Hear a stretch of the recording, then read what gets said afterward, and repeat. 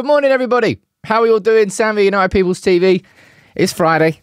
We got an early kickoff on Saturday. When was the last time we had an early kickoff on Saturday? I can't actually remember. So we're going to be speaking about the Everton game a little bit later in the show. Run through the early team news that we've got, although Erik ten Hag's press conference, I think, is around about 1:30 today. Some big questions to be asked in that press conference. Will Rasmus Hojlund maybe be fit to return? Would you even play him? Or would you just wait for the game against Liverpool coming up? Anyway, we'll run through that. We'll run through the other team news about Johnny Evans, Marcus Rashford, lots and lots of conversations about Everton a little bit later in the show. The start of the show is going to be, funnily enough, talking about INEOS, talking about what they are continuing to do behind the scenes, and reports yesterday that they are in conversations with Ludonautics, who, of course, is the data, I don't know what you call them, data specialist firm? Sod knows. Anyway, I'm going to run through that and why it's, in my opinion, a very good thing. Anyway, who's here from the member gang? Oh, look at that to kick off a show. Now, the button should work today. Fingers crossed. Let's go for a little 10 there for Shax and Gungshi. Wait for it. I can't believe it. I can't believe it. Yeah, we've restarted. Football, bloody hell. That's five from I'm Potato. How you doing, dude? Gungshi, how you doing, my man? And Shax, you're there as well. Let's get a little five. Let's get a little cheeky five gone on the go for you, my man. Good morning to all of you. How are you all doing? Sleep well? Good. I'm back on the sofa. It's been like 3 weeks now since the surgery, right? Whatever they did on this ankle, it was definitely more invasive than the other ankle. I think I've realised that now. Because, yeah, it's like over 3 weeks and I still can't sleep properly. But anyway, who's here from the member gang? Less about me. Steve, good morning to you. And good morning to you, Biker Boy. We've got Carl. We've got Siegs, Jim D64. That's a new name. Vinny, Jasper. I love seeing new names. I love seeing new green faces down there. All of you, make sure you join the Discord. And all of you, by the way, member gang. I'm going to be trying to do the Discord call-in later in the show. Last week, well, it was a couple of weeks ago. Didn't really work. Nobody turned up and couldn't get his mic working. I'm looking at you. But Alex, you joined in. If you want to join in the waiting area, in the Discord members area, and then towards the end of the show, you can come in and hopefully have a live chat with me. Who's here from Facebook? Ashley, good morning to you. Bruno, Emmanuel. We've got Charles. We've got Gavin Bourne. Paul Sergio. Halliday. Lots of new names there as well. Wayne Hogarth. Some regular faces too. Right, let's get into the show. All right. This here has to be one of like the most wholesome photos you're ever likely to see. It really is, man. Did you watch the full interview on the overlap? You know, I did my reaction video where I spoke about the recruitment department mainly, but Keane and Solskjaer, they're like best mates. It was really kind of cute. As I said, really wholesome. And that's Roy Keane yesterday. DM us if you're looking to hire a manager. Can I just say, right, how much healthier and kind of younger Ole Gunnar Solskjaer looks now that he's not Manchester United manager. I mean, it happens with every single manager. It's stress is a killer. Stress will suck the life out of your face. And I think Ole Gunnar Solskjaer is the shining example of that. Looks happier, probably is a lot happier now that he's not manager of Manchester United. Because, of course, you've got the weight of expectation bearing down on you and the fact that he wanted Manchester United to be a big success. But I just thought that was a really cool photo. Look at that. From teammates up there, still best mates. I think it's kind of, I don't know, it's just nice. Hire Roy Keane to look after the discipline, says Maximus. Nah, let's not talk about hiring Roy Keane. Let's just enjoy Roy Keane for what he is. All right? He's an enjoyable pundit. I don't think he is sustainable in a coaching environment. Just my personal opinion on Roy Keane. It's just nice. It's a nice bit of content. All right? Nothing to moan about.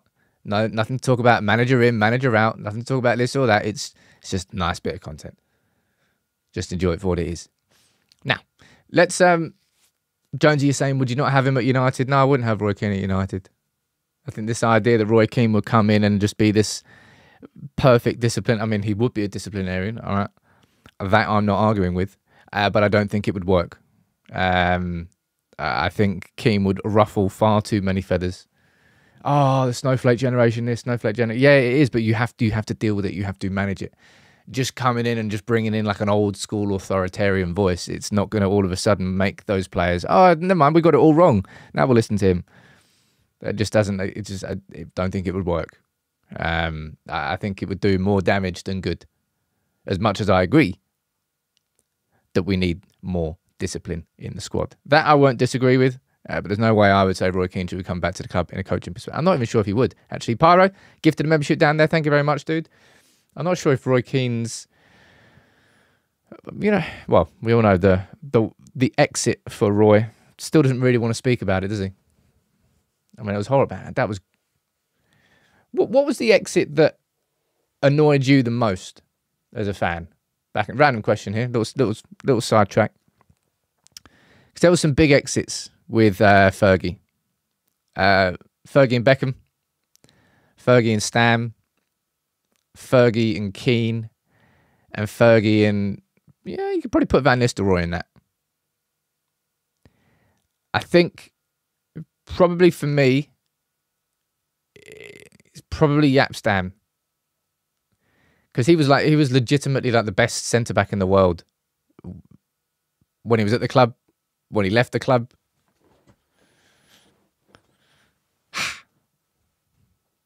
What was that over again? I can't remember. I think Jaap Stam found out in like a car park.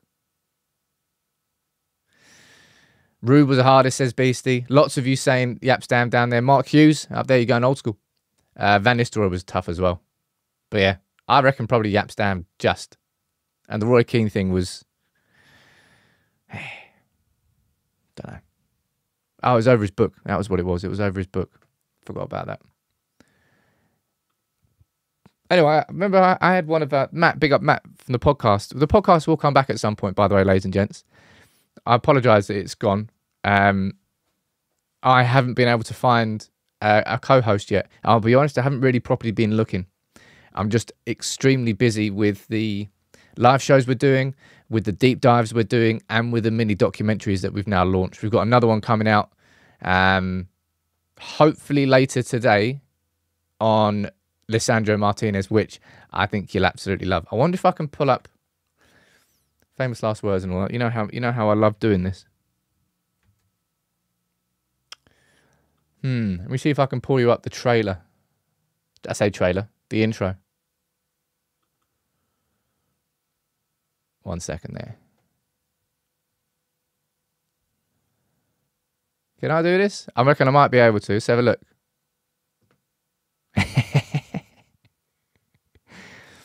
You ready for this? Let's see if this works, all right? This is the intro, call it the trailer, for the next sort of mini-doc coming out, and this one is on Lisandro Martinez and a certain Jamie Carragher. He's the size of a 5'9", playing in a back four. Maybe... Oh. Speed of that is not what it should be. Go left back. All right, let's start that again. All right. Ready? 3, 2, 1. He's the size of a 5'9", playing in a back four. Maybe he could go left back. Maybe he could play in a back three. But in a back four, he cannot play there in the Premier League. I'd love to have played one game with Franco Baresi. Wait a minute. How tall does a Premier League centre-back need to be? I don't care if he apologised, Tim. I do not care if he apologised. This is more of a question that right there. How tall does a Premier League centre-back need to be? I'm having fun with these videos. It's missing the carnival music. I forgot I did that one. That was old school. But that's going to be coming out hopefully later on today. And I hope you enjoy it. You enjoyed the Hojlund one before. You enjoyed the Pogba one before. This one I hopefully think you'll enjoy too.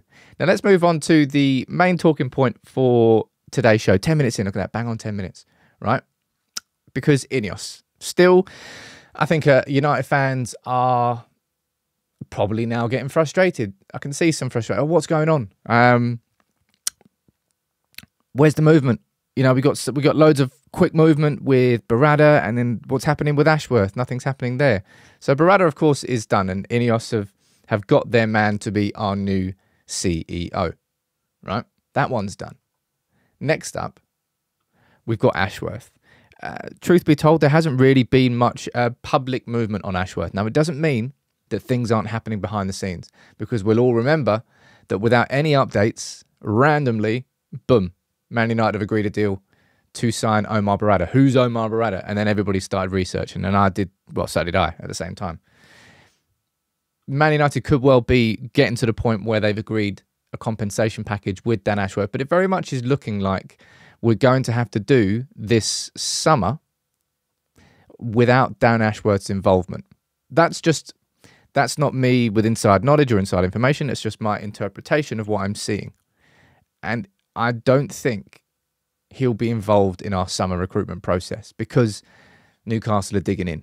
Even if they agree to the package, they're probably going to, and God knows how much it's going to be, 10, 12, 15 million pounds. I don't think they're going to allow him to be involved in the summer recruitment. So then we move on and we have a conversation around Dougie Freedman. And Dougie Freedman, of course, at Crystal Palace as their sporting director. Would they try and, do they have a contractual gardening leave that they could put on Dougie Freedman? We don't know that yet. That will come out in the goodness of time. Ed Aarons from The Guardian, Miguel Delaney from Independent said that Man United were looking towards him as a head of recruitment. James Ducker poured cold water on that. But United are certainly looking at a lot of people in a lot of roles and continuing to build this new structure at Manchester United. Now, on top of that is this story from yesterday, which I think is a very smart idea. It's a correct thing to do, and I want to run through it. All right, this is from the Daily Mail. Man United are holding talks with a data consultancy firm led by Ian Graham and Michael Edwards, and I'll run through both of those as well. All right, Ludonautics is who they're talking to. Man United have held talks with the brains behind Liverpool's successful transfer activity under Klopp. Mail Sport has learned that United have held discussions with Ludonautics.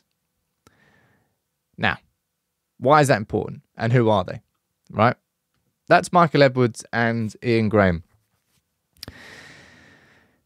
Michael Edwards, Liverpool are still trying to bring in as the new... it's not a sporting director. He's more like chief of... I suppose it's kind of like a CEO. That's what Liverpool are trying to bring Michael Edwards back in as, right? So this isn't to say that if Manchester United are indeed holding talks with this firm, Ludonautics, all of a sudden Michael Edwards could be coming into Manchester United. I don't think that's particularly the important point here, right? The important point is this. And I've said this before, right? Data. We are living in, this isn't like a life lesson or anything, it's just the way that society has gone. We are living in a data-driven society. Again, this is on a micro scale here, but I can do that because I can explain how data has helped me with United People's TV. We've looked into all the data of what sort of content people are enjoying, and by doing that and diving into it and seeing, oh, what videos are people watching? What videos aren't people watching? Which ones should we be doing more of? I can now start making more content using data that I know that you really enjoy. And I'm not guessing anymore. I'm using the data. I'm using I'm just using the data to make more informed decisions. And that's what data can do. Now, Manchester United, again, you might find this really boring, but it's the future and it's the present as well. The Man United are playing catch-up when it comes to using data and actually being able to interpret data. And that's the big thing. And again, I've already said this before, but we've got a head of data science, Dominic Jordan. I reached out to try and have an interview with him, and he said, I'm not going to do any interviews, but, good luck with what you're doing. Man United, this is the thing, right? Data isn't the problem at United. We've got so much data at our club. And Ole Gunnar Solskjaer sort of explained it in the overlap. He's basically saying that there's almost like too much data. There's so many scouting reports. There's they just don't have the right people, the right knowledge base to interpret that data.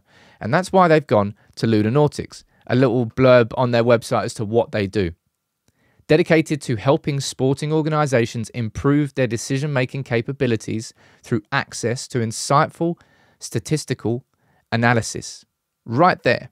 What Ludonautics do is they tell you what to do with the data. They tell you how to interpret the data. That's been the big problem at United, in my opinion. I don't think it's been the fact that we don't have enough data. I think we've actually got so much data that nobody knows what to do with it. And that's why leaning on Michael Edwards, Ian Graham, and Ludonautics for more knowledge is perfect. There's a comment there from that Clarkey, which is completely wrong. And it actually, in fact, proves my point. That data, actually, no. Does it prove my point? That Clarkey saying that data said Haaland wasn't worth signing. Yeah, because sorry, I've actually got that mixed up in my head. Because they ignored Ole Gunnar Solskjaer's on-the-ground insight. And that's where, again, this is what I mean about interpreting data. United put so much emphasis on the data that they had or didn't have around Erling Haaland that they didn't listen to a man who had managed him for 2 years. This is what I mean. It is a delicate balance that United need to find. Data isn't everything, okay? And I'm not going to pretend it is. You need to match the data with the eye test, the old school scouting. Remember when I think Matt Busby getting a call saying, "I found you a genius," and just some bloke who's there is the Northern Irish scout found George Best. So the eye test still has value. But it's about building that knowledge base at United. And again, it's boring. It's very, I don't know if you, do you find this boring? I mean, I suppose a lot of fans, but as I said, at the end of the day, we're football fans. All we want to talk about is who's playing at the weekend, who's going to score goals, who played crap, who do we drop. But with the access that we have now, the insight that we have, I suppose the conversations go a lot deeper and a lot further. And that's why we have, it's mad, isn't it, really, that honestly, every single day, we do a live show every morning, Monday to Friday. And I always have enough to talk about for like a 30-minute to an hour long show. And I'm not really repeating points that I've said the day before. And there's always something that we can step forward and have another conversation about. I'll be honest, I got no idea how United Stand and Goldbridge do 3 live shows a day. Like, surely you're just repeating like 85% of what you said earlier. And people tune in. But I really like this approach from INEOS. I think even if we get Ashworth, right, we get our man. Even if we get Dougie Freedman, cool, we get our man. It's really insightful for United to just get more knowledge on how to interpret that data. Richie, you're saying how have we got scouts? Does anybody know? Like, dude, we have so many scouts, and we've actually just completely revamped our scouting department. You remember that? What was his name? Luke Fedorenko, I think. If I've just pulled his name out, I think I just have as well, actually. He's now been reassigned. We've now got domestic scouts and regional scouts in Europe and in regions, so South Americas, stuff like that, which of course we've got to get a lot better.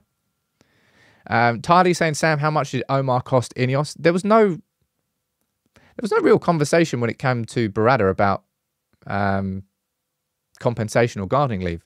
Well, there was gardening leave. He can't work with us until the summer, but I don't think there was any conversation around compensation, and if it was, it's kept behind closed doors. Kenny's saying, would this data firm be hired on a freelance basis? I mean, we don't know whether this conversation would go on any further than this, really. It may well just be that, as I said, we'll pull this up here. It might just be that INEOS are just going to lean on Ludonautics. They might get them on a monthly retainer, for example. Agree a deal with them so that once a month, they analyse everything from the previous month, blah, blah, blah, and they move forward. Because you can, again, this is something that a lot of companies do, and it's to their detriment.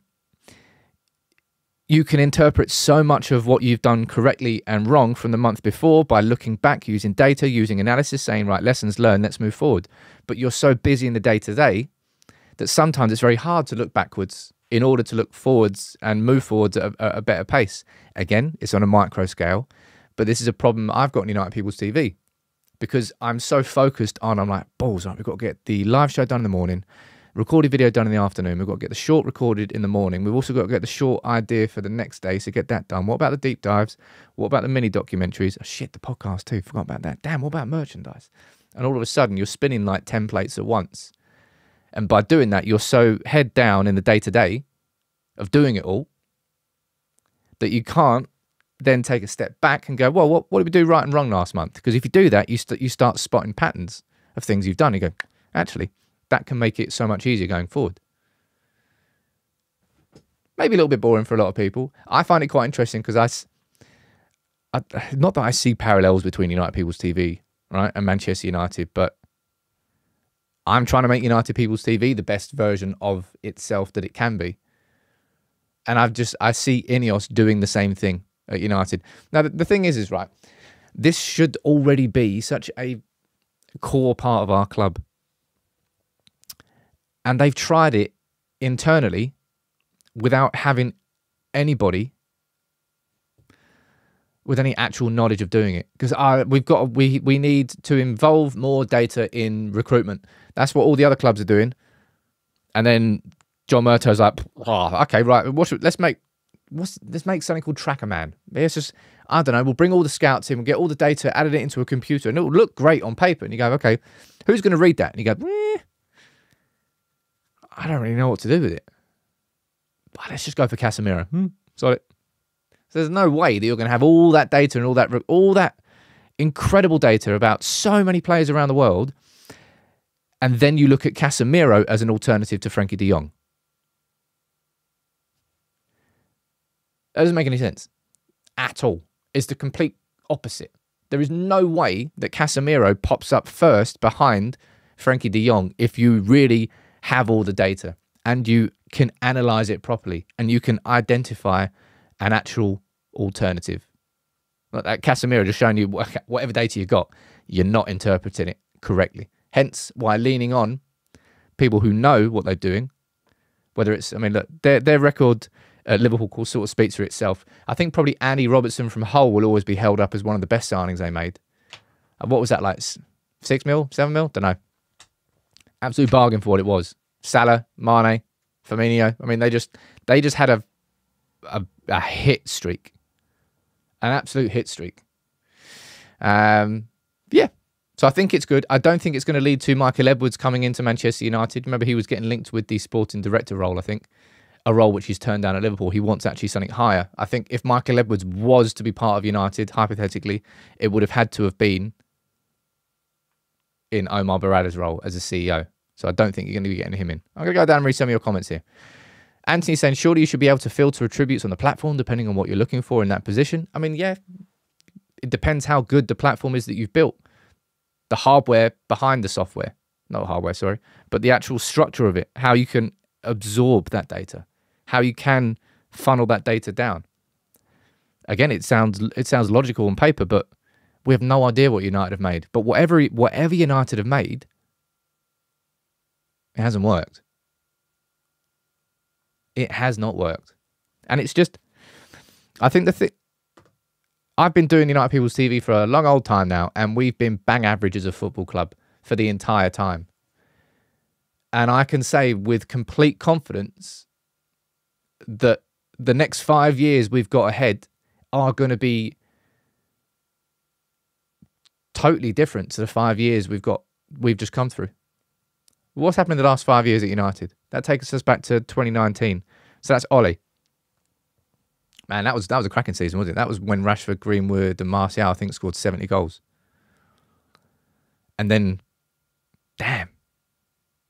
Was COVID 4 years ago? I swear COVID was 2020. Damn. I don't want to think about what's happened in the last 5 years. Sod that. Anyway, we've been naff. So it's going to be good to actually have the right footballing minds in charge of footballing decisions. We've been begging for it, basically, for a long old time. We've been repeating and repeating, saying this is a problem, and managers not supported, and then fans of other clubs go, oh, you spent so much money. He goes, well, support is not simply just giving someone your wallet. It's about actually giving them genuine support. And that's why I did that video yesterday. Quite enjoyed that video yesterday, actually. I said, look, I'm not gonna feed the noise around whether Man United are going to get a new manager or not, right? Because the press are milking it, absolutely milking it. Whether it's, I swear on my life, right? You saw last night, Roma absolutely dismantling De Zerbi and Brighton.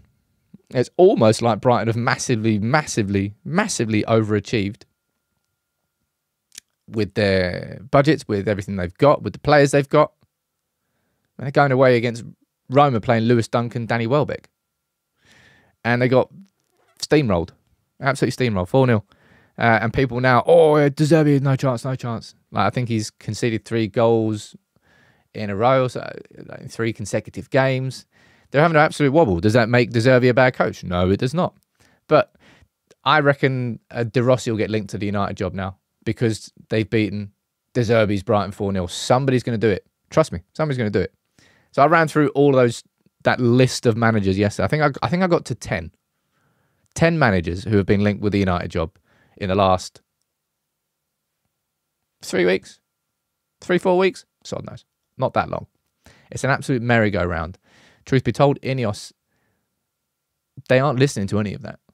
INEOS are not going to be reacting off the back of a win or a single defeat. They might have their flashpoints, and maybe that flashpoint is going to come after Liverpool. Be interested to see that. I don't personally see it, because the flashpoint for INEOS is the Champions League, not the FA Cup. The FA Cup, winning the FA Cup is not going to move the needle for Manchester United next season. And I don't mean that in a disrespectful way, but winning the League Cup didn't move the needle for Manchester United. Being in the top 4 kind of changes a lot of things that can happen next season. And right now, United is still...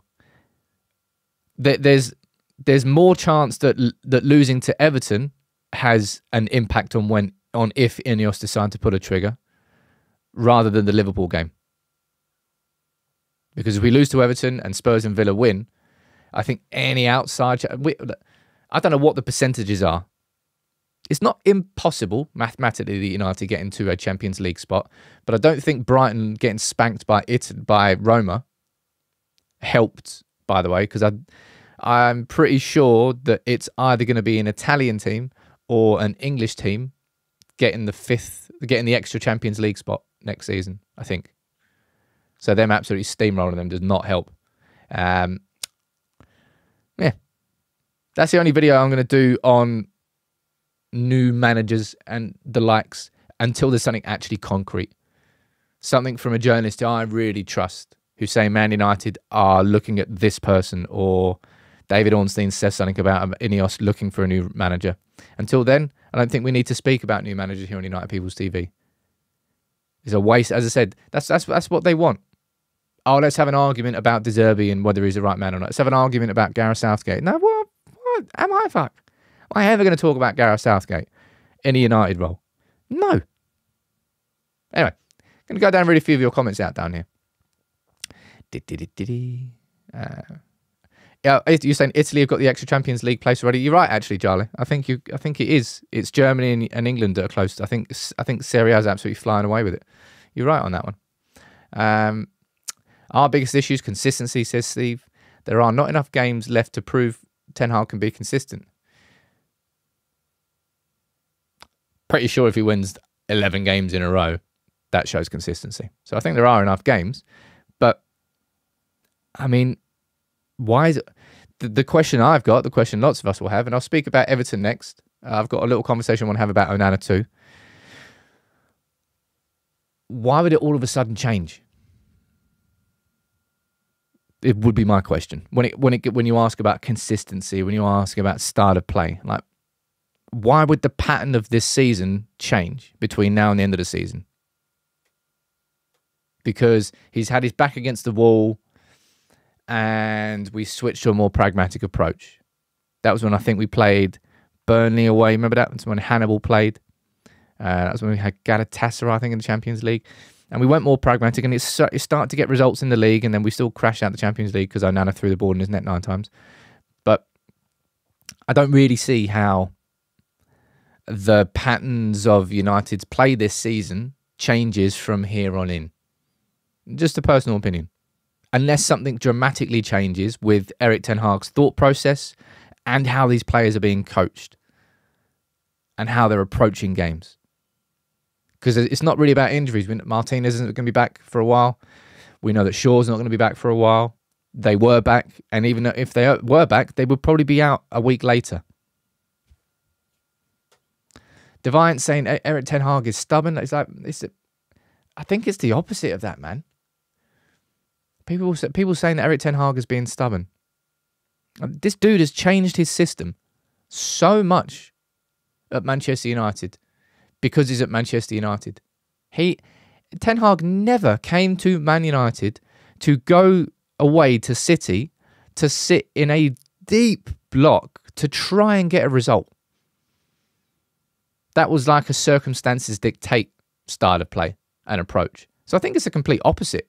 I think Ten Hag's actually been so flexible with his approach, with trying to get the most out of these players, that he's kind of lost clarity on exactly where he's going. So I actually think it's the opposite of Erik ten Hag being. Erik ten Hag being stubborn would be him driving it into these players. You are playing out from the back with the ball. And we are going to continue doing it until you do it. Either we lose doing it, or you get it. One of the two. I actually think it's the opposite. He's changed and tweaked the system the whole time to try and get these players playing more. And that's what's created this sort of mismatch. And no one really knows how we play. I'm looking forward to the game tomorrow, but I'm not at the same time. I think that game against Fulham was more bruising for me than the game against City. I called the game against City a humiliation at the start in my match reaction, and then I stepped back from it and I said, it feels more like a humbling, really, than a humiliation. I think the game against Fulham was probably more humiliating than the game against City. The game against City, we lost 3-1 at the Etihad. Okay, well, that's completely in the realms of what we expected. Now, if I can ask you, please, drop a like on the video. Make a big difference. It is Friday after all. I'm going to be reintroducing the giveaways, by the way. I need to just get some help. Joe, I might speak to you actually about this. I've got so much Stan Chow posters down here that I can be doing as giveaways. And I want to do that. And I've got to figure out the best way to do it inside this new software. There's a conversation I want to have quickly here before we move on to have just a little brief chat about Everton, because we're waiting for the press conference. I'm probably going to have to wait until after the press conference, aren't I, to do my starting 11. Which is annoying because then it means there's less than 24 hours between me putting that video out and it being the game, but it is what it is. Nothing I can do. It's an early kickoff on Saturday. Onana, right? Again, Rasmus Hojlund. Lots of people early this season would have just written him off. It's not good enough to play for United. Look at it. He's not scored in 14 Premier League games. Ugh. Just get rid of him in the summer, man. Let's buy someone else. Yeah, it's the best thing to do. Absolutely. Andre Onana. Not single-handedly. I think it's unfair to say single-handedly, but largely responsible for Manchester United going out of the Champions League at the group stage. Just some, whether it was Bayern away, whether it was Galatasaray at home. Was it Galatasaray at home with the penalty? Copenhagen? Don't know. Both, actually, I think. No, I think he saved the penalty against Copenhagen. He gave the penalty away against Galatasaray. And then he's made some massive errors at the start of the season. Since he returned from the African Cup of Nations, game on game, I think Onana's got better. And there's a couple of little points I want to pull out from this article on The Athletic. If you'd like to read it, let me just leave you the link to it. I think it's by Andy Mitten. Andy Mitten and Kyle Anker. It's really nice, actually. There's a lot of key information that I don't want to share it all on here. I can't share it all on here. We're here all day. There's this little grab quote I want to get from down here, right? And it's this. Look. Even though a stern-faced Erik ten Hag refused to blame Onana for his errors, his teammates doubted him. no matter what they said publicly. In one training session, a young player who had barely played a first-team game said, "Are you going to save one or what?" After he felt that United's goalkeeper wasn't stopping enough shots. Onana was down, told people close to him, "I don't know what is happening to me with these mistakes. I always have confidence in myself, but now I'm losing it." And you really saw that in how Onana was playing. Like, this is completely true of every single footballer in every single club all around the world. Football players will be reflective of their clubs. If a club is flying high, it's a prime environment for a player to be confident, for a player to play with swagger, for a player to play with not free of responsibility, but for a player who feels that they are confident enough to maybe try things that the otherwise wouldn't. And Onana came and was, brash is the wrong word, but he came with massive confidence. He was the Champions League final. He played in the Champions League final against City. Had a great game there. He's just come from the biggest game in club football from a knockout perspective to then throwing the ball in the back of his net.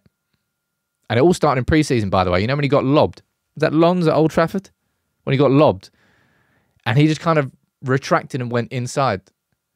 But now, Onana is looking so much more confident. And I spoke about this interview that he had. I think it was last week. I want to run through it again, and then I want to go down there and read a few of your comments. I already know the goalkeeper that I am. It took me 6 or 7 months not to play good, just to feel good. It was a difficult time for me. Now I'm feeling a bit better because everything was new. It was difficult for me to feel at home because of so many reasons in a new country. Now I'm feeling good. I don't want to talk about my performance because I know I'm the goalkeeper I am, and I've done so much more than what I just did. So for me, the most important thing is to be set to be happy, and I will shine. Now, a lot of people love to think that it's a one-size-fits-all policy, right? All right, you're how old? You're 28, you're experienced. I know you're not allowed any settling in time. And if you need any settling in time, then you're just not good enough to play for Manchester United. Look at what that player's doing over there. Bruno Fernandes, he came in straight away and settled immediately in a massively disrupted team. It is different strokes for different folks. Now, I'll be honest, I did not expect Onana to take this long to settle.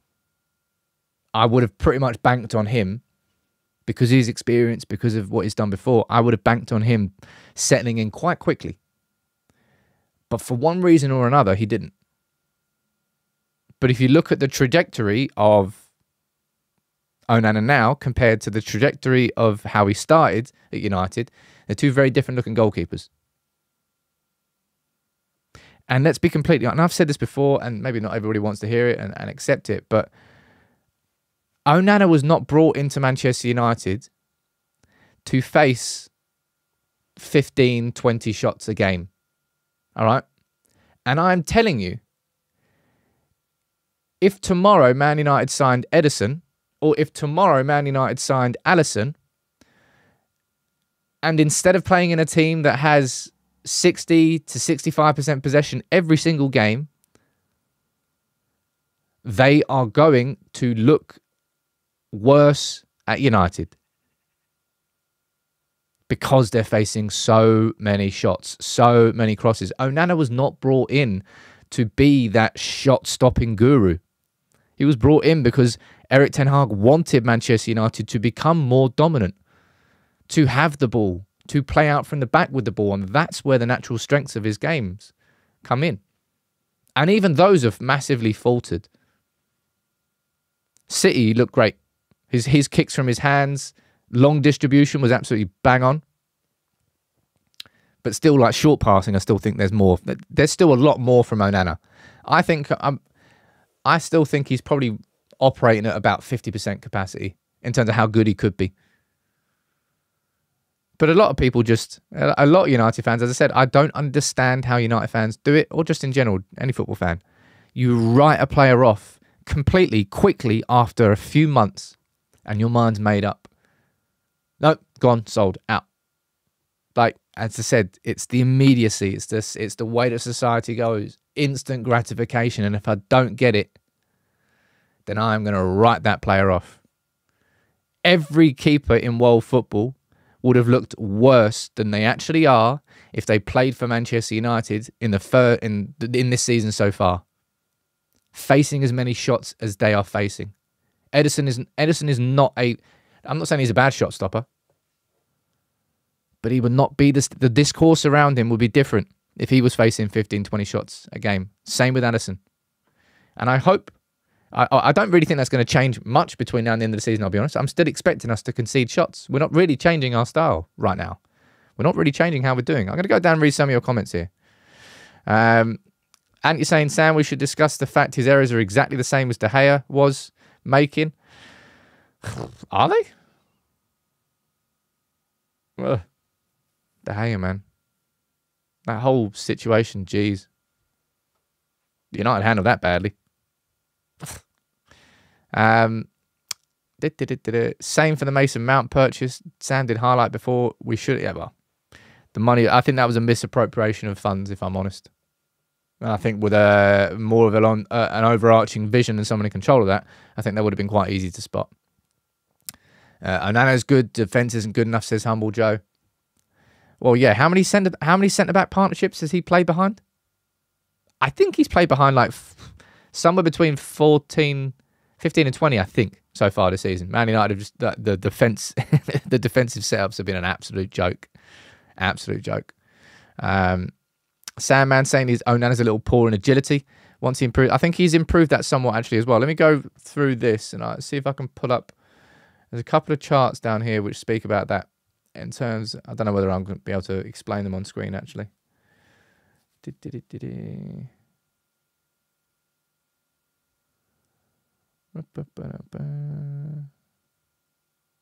No, I can't really explain these charts. But it's just that Onana's not really... It feels that Onana's not exposing himself to as many of those situations as he was before in terms of being in the wrong position, having to cover a lot of ground. The thing that I always found a bit awkward with Onana was... It's almost like his diving technique. His starting position. Kind of like certain like goalkeeper basics that you just look at him and go, you're just doing that a bit wrong.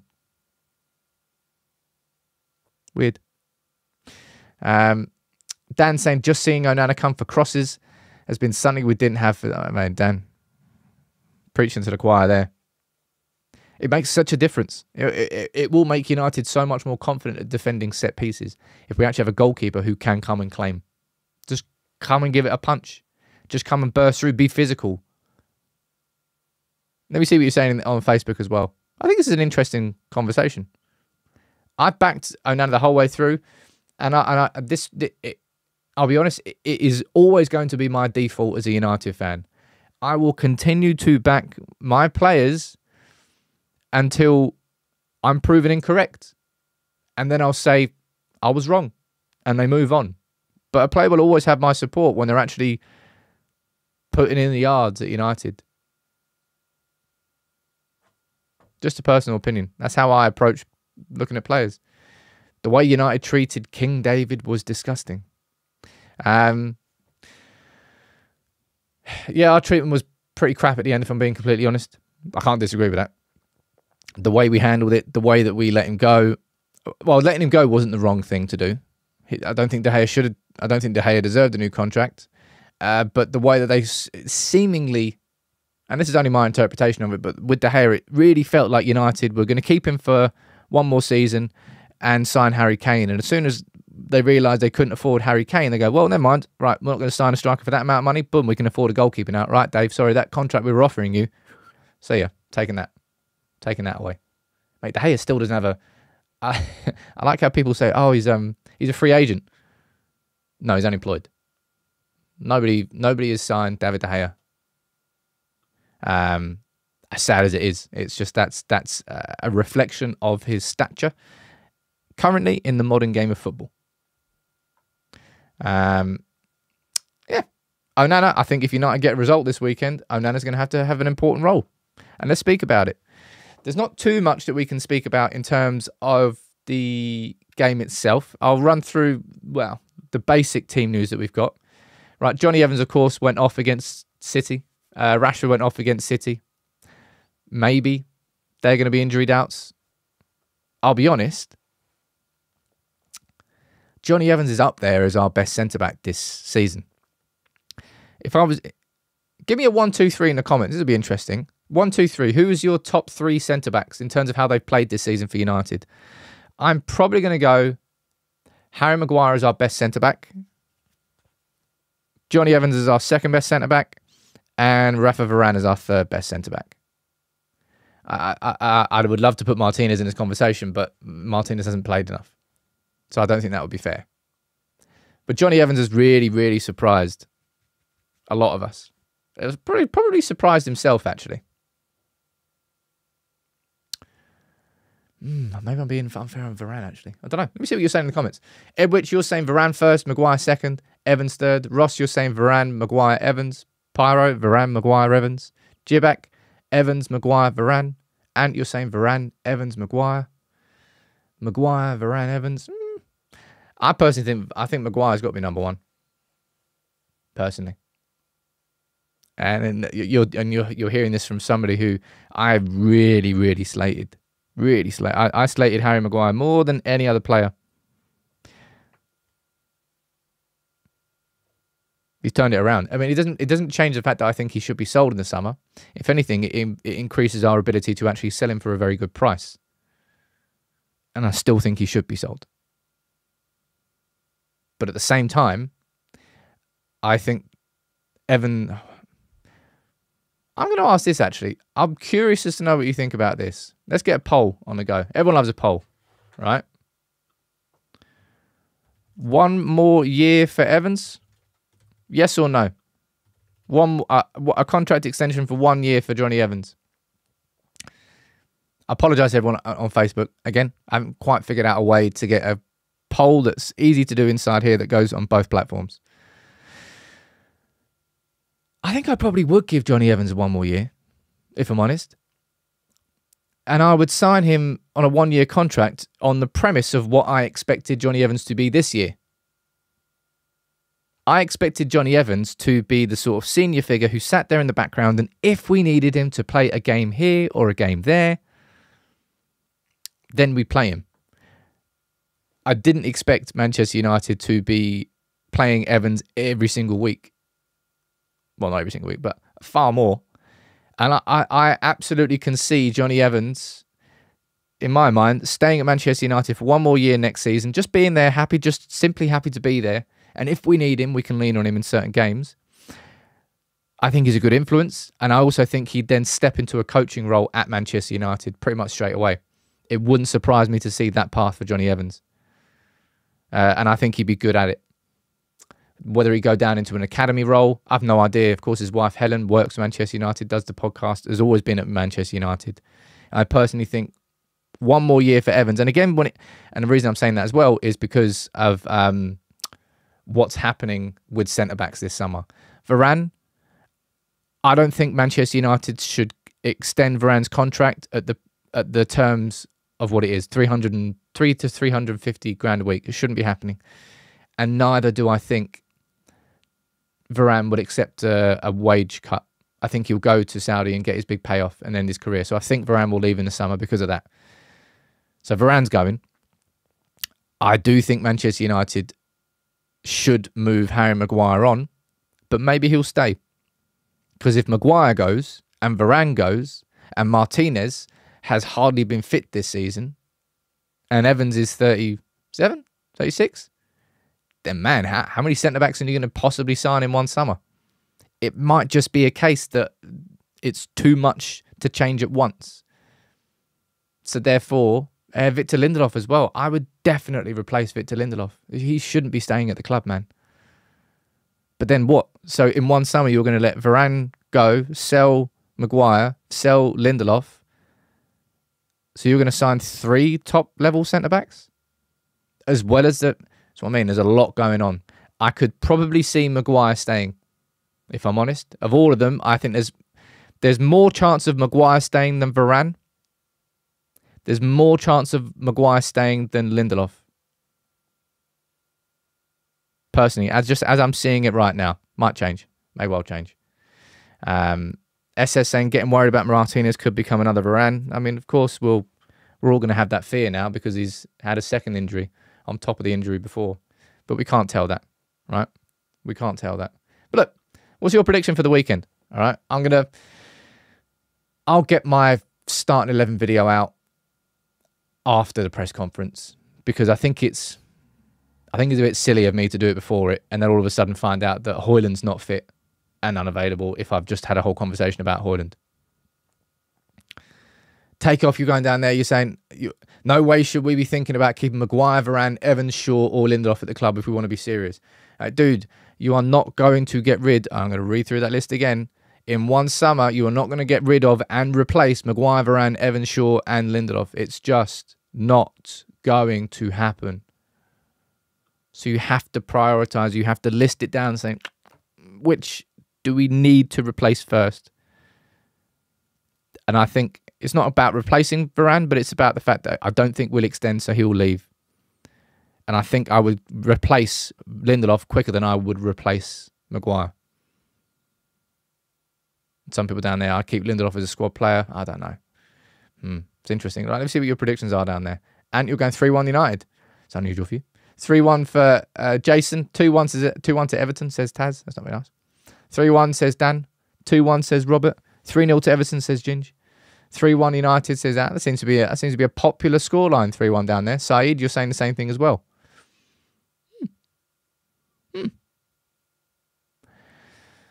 How have Everton been playing recently? Didn't they just... Who was it? West Ham. Was it West Ham just beat Everton right at the end? I think it was. Thomas Susek scored an absolute banger.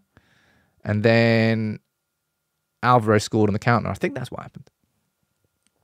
Look, United are Old Trafford. I don't know whether that's a good thing anymore. I don't know whether it's a bad thing that we're playing away anymore. I think, well, obviously we got spanked by City, but we had a pretty decent record in our away games prior to that. United just have to win. It's last gasp territory for any sort of smidge of a Champions League spot next season. Any sort of smidge at all. We have to win every game from now on because Spurs are playing Villa this weekend as well. So that's going to be a chance for us to actually gain some points. Now, speaking of, I don't know why I said chances, a bit of a random segue. Right, I can see over here. Let me go there. Go back here. I can see that there's only one person. Oh, 1 second there. Let me pull this up here. If I click that. I'm in the live show here. I'm in the live chat. There's only one person waiting for me in the waiting area. So I don't think anybody's got used to this yet. So members, ladies and gents, if you are a member, you're in the members lounge. You can go from the members lounge down into the waiting area if you want to jump on the live call-in. So JM Gaming, let me see if I can bring you in. Last few minutes of the show. It's a Friday. I want to see if we can get these live call-ins working. You can come and ask me a question. You're in the channel. Is it working? And have you unmuted your mic? Let's find out. We tried this last week. Oh, we're in. Yeah, can you hear me all right? Yeah, man. How you doing? I'm all right. Not too bad. Mate, what's your name? It's Jake. Jake. Lovely to meet you, Jake. What question have you got for me? Don't grill me. So, to kind of change the topic on most channels from like managers, let's focus on the academy in our future. Yep. What 4 players would you bring up from the under-18s, the undefeated under-18s, and the under-21s? They play City this weekend. Yeah, they do. I'm looking forward to that. And actually, we've got the now that you've mentioned that, we've got the Academy deep dive coming out as well. I think we're going to drop that on Sunday. Anyway, back to your question. Shea Lacey might return as well this weekend. Actually, he's been out with an injury for a long time. I think for a lot of people, they're looking at him as we've had Garnacho, then the year after we've had Mainu, and a lot of people are looking towards Shea Lacey. I don't know whether he'll be next year, but he does look like an absolute serious talent as a winger. So he's definitely one. Jack Fletcher. Was it Tyler Fletcher? I think it's Jack who's been really, really dominating. He's kind of like, he's got that sort of, I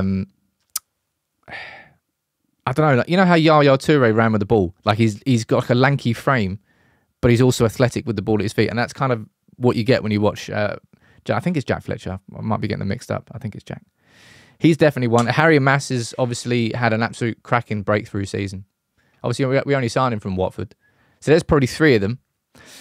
Do you watch the under-18s?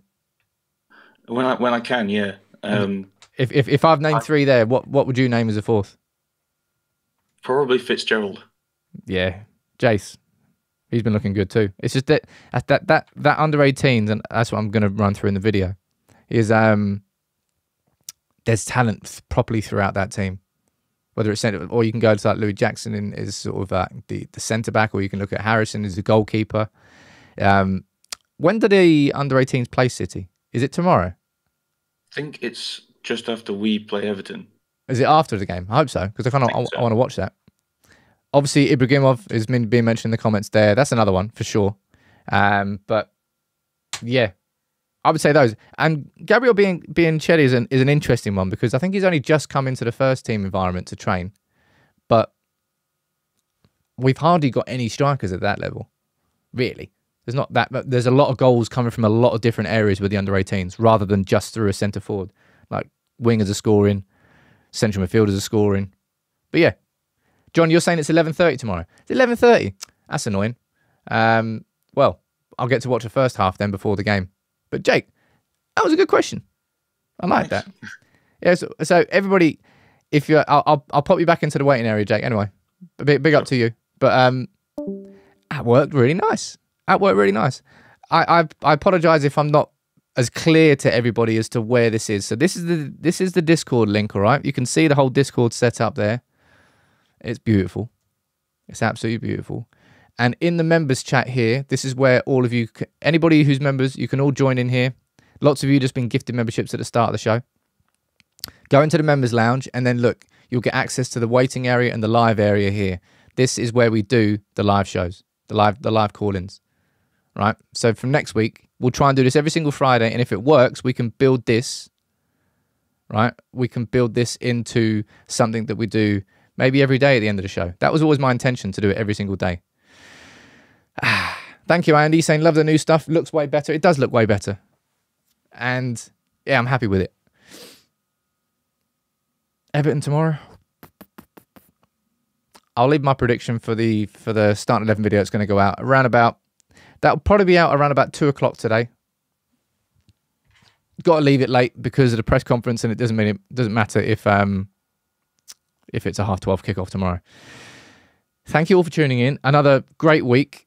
Please make sure, I'll share it in the Discord, but the Martinez video that I'm doing for 6 o'clock tonight, I would love it if all of you could really, you all can make a massive difference with these videos just by simply sharing the video. If you share it, YouTube will, it shows YouTube that you're all enjoying it. Let me go back to the question. 500 votes, 68% of you are saying, yes, you would give Johnny Evans 1 more year. Now, somebody's actually mentioned something there which is extremely important. And I'll be honest, this might be the first time ever that I might have actually forgotten if I didn't look at the comments. Oh, wow, sod that. Let's have a little conversation here. Show's not finished, people. Show's not finished. The show must go on. Ba ba ba da da da da da da da da da da da da. Come on, lad. Hojlund has been named officially the Premier League Player of the Month. Official, done and dusted. Well done, man. Well done. It's such a redemption's the wrong word, man. It's completely deserved. And it just goes to show that the hard graft is... I mean, no one's ever questioned the hard graft with Hojlund, right? At all. It's been about the end product. And a lot of that came because he was getting no service. But when the service finally came in, and he was just scoring belters of goals. Like the one against, was it West Ham? I think it was West Ham. Or the one against Spurs. Or little tap-ins like falling on the floor against Newport. Plenty did write him off Takeoff. Plenty have written off Onana as well. Ignore the noise. Just deal with it. I get enough stuff thrown at me. Nothing sticks anymore. I'll continue to support my players. And that right there is an example of exactly why. Big up to Rasmus Hojlund. What an absolute don for winning Player of the Month. Really deserved as well, by the way. Ah, balls. 1 second there. Let me make sure you can't see this. We're nearly finished for the show. Not quite. Ah, balls. 1 second there. I've got to do something important here before I can do what everyone's waiting for. Get out the way of my keyboard. Right. We're nearly there. Come on. There we go, ladies and gents. It's map day. Come on. As if I nearly did forget about map day, but somebody left it in the comments. Big up to all of you. Can you let me know where you're watching from? I need to know the town and the country, all right? We've already got what's that? Somewhere in Denmark, North Carolina. We've got Vietnam, Pahang in Malaysia, Porto, Portugal, Czech Republic, Canada, Germany, Zambia, Nicaragua, Texas, man, everywhere around the world. Let me see where you're watching from. You get a few on the map. We've got Jake in the box, watching from Cormy. What is that? Cormy in Malta. Fun fact, my mum and dad had their honeymoon in Malta. It's not really that fun a fact. It's just a fact, really. Let's get a couple of more of you on the map. We've got Yanko watching from Velenia. Velenia? In Slovenia? Not Sweden. Man, I loved Slovenia so much when I went there. That's Lake Bled, right? The cliche Lake Bled. We went to Lake Bled, but I went to another lake that was actually not Lake Bled, about half an hour away. It was even better. Just kind of did like a tiny little hike into a forest and ended up finding like a bank on the lake where nobody else was. We just had like a personal entry point into the lake. Well, that really freaked me out. I remember swimming into the lake and it was really warm, but as soon as you reach the point where the bank drops off and it just goes into like a sheer vertical drop, the water temperature like drops massively and it's like, oh, freaky. Anyway, let's get more of you on the map. We've got we've got Wandile watching from Pollock Wayne. The amount of South Africa, the amount of regions, towns, and places that I have annihilated as this part of the show is actually quite unbelievable. Let's get one more. We've got Mohammed watching from Nairobi in Kenya. We've definitely got that on the map. We've got Charles watching from Port Moresby in Papua New Guinea. That sounds pretty cool. Port Moresby, Papua New Guinea. Well, it looks like you're in the international airport, apparently. How many map points have we got now? 593. That's cool.